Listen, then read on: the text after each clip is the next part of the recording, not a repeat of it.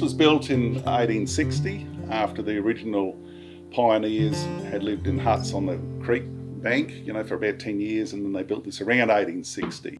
I'm Bruce Walker, and I'm at Gin Gin Homestead at Gin Gin. So they came overland from the Clarence River. It was Gregory Blacks and William Forsyth, and they settled here with 800 cattle, I think, 3,000 sheep, and a caretaker and a mother and a couple of peg boys which got speared here. And Blacks was only here, I think, about 18 months, and then he was speared. After a few years, they sold the place to the Browns. They subsequently sold it. I think Thomas McElroy, he owned it at one stage, and then my grandfather bought it in November 1943. He was a First World War fella, Gallipoli, went to Gallipoli as the second light horse, and he had been an auctioneer and done a few various jobs, and then he wanted land, so they bought this from McElroy Estates, and the family's been here ever since. Well, it's all slab, slab made out of the wood that was grown on the place here, milled here, and it was built by bush carpenters.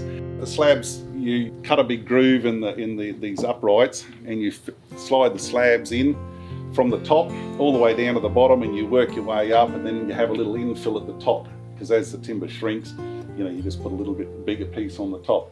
And it's as solid as anything, right from, nothing's changed in 165 years.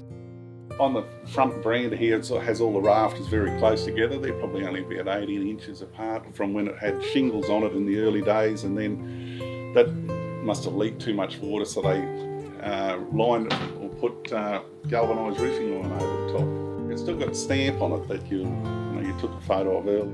I don't know how old that roofing iron is, but it's very old. Yeah, it's still very thick. It's not real sort of structurally strong, as in high tensile, but still thick, and it's still in very good order today.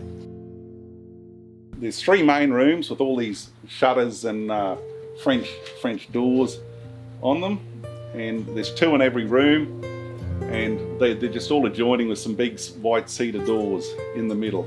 There was a dining room, and then a lounge room, and then a bedroom. Is the 3 main rooms, all about the same size, and they're all lined with the white cedar, top, middle, sides, everything.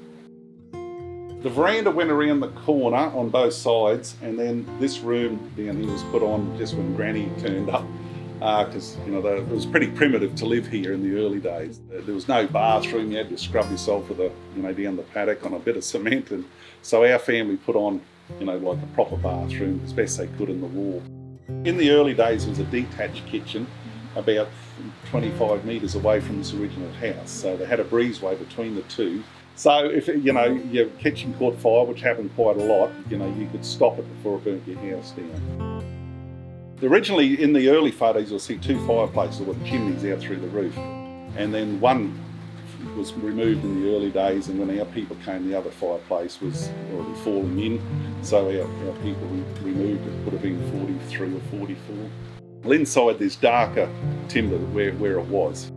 You can only tell with that one above, there's like a bit of lattice above where it was. Very few additions, just got rid of the wood stove over time, and proper electricity came.